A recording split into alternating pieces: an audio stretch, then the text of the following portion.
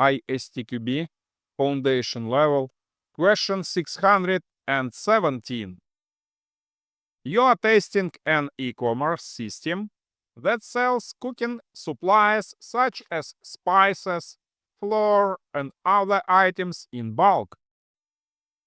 The units in which the items are sold are either grams for spices and other expensive items or kilograms for flour and other inexpensive items.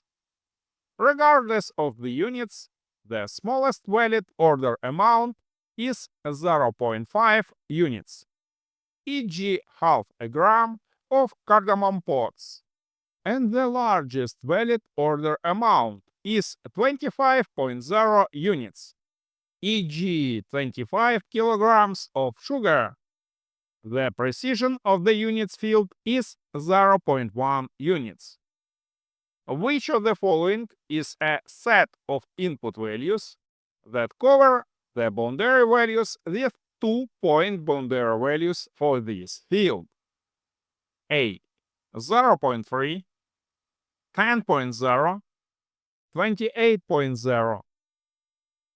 B. 0.4, 0.5, 0.6, 24.9, 25.0, 25.1. C. 0.4, 0.5, 25.0, 25.1. D. 0.5, 0.6, 24.9, 25.0. Take a moment to subscribe to my channel and hit the bell icon to don't miss new ISTQB questions and answers that will help you guaranteed enhancing your skills. Join us on this learning journey.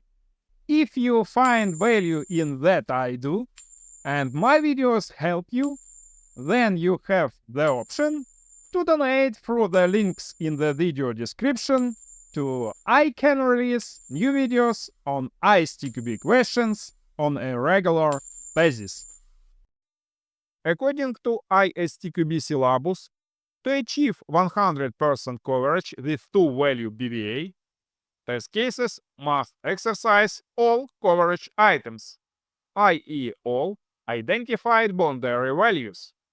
It is important to correctly define all boundary values. Pay attention, this is a boundary value analysis question, not an equivalence partitioning question. Don't mix up these black box test design techniques and two-value BVA versus three-value BVA. The most important thing is to determine the equivalence partitions and boundaries correctly. There are three equivalence partitions. Invalid partition too low, 0.4 and below.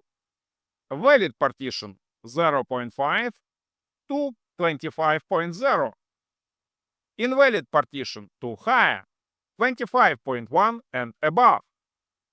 It is necessary to apply the two-value BVA test technique correctly. That means boundary values and its closest neighbor belonging to the adjacent partition. 0.5 and 25.0 are boundaries of valid partition. 0.4 and 25.1 are boundaries of invalid partitions. Thus, correct answer is C. All the rest of the answers are wrong. Answer A is not correct because these tests cover the equivalence partitions test design technique. Answer B is not correct because these tests cover the three-value boundary values analysis test design technique. Answer D is not correct because these tests cover the two-value boundary value analysis test design technique with incorrect application.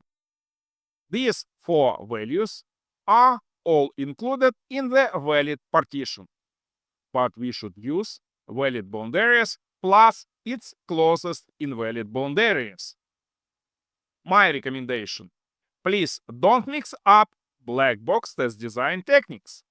The most important thing is to determine the equivalence partitions and boundaries correctly. Explanation.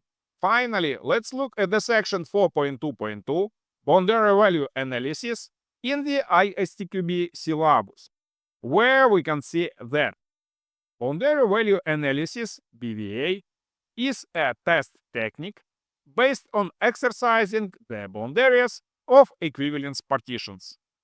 Therefore, BVA can only be used for ordered partitions. In two-value BVA, for each boundary value, there are two coverage items. This boundary value and its closest neighbor belonging to the adjacent partition. To achieve 100% coverage with two-value BVA, test cases must exercise all coverage items, i.e. all identified boundary values. This is fully consistent with our solution and the correct answer C.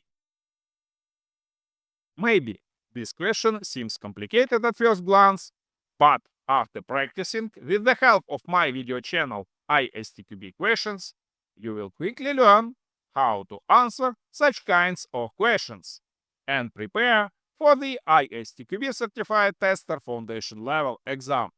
Don't stop! Never give up!